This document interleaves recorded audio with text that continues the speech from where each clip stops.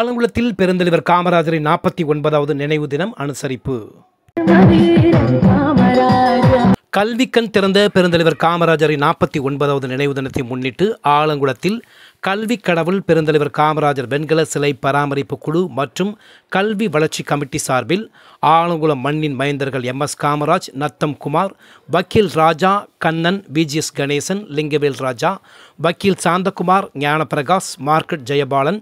சோனா மகேஷ், ஏசுராஜா, மோகன், அலெக்ஸ், உஷா, தினேஷ், மனோஜ், அமராவதி ஜெகன் மற்றும் நிர்வாகிகள் பலர் கலந்து கொண்டு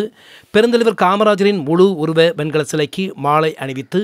மலர் தூவி மரியாதை செலுத்தினர்.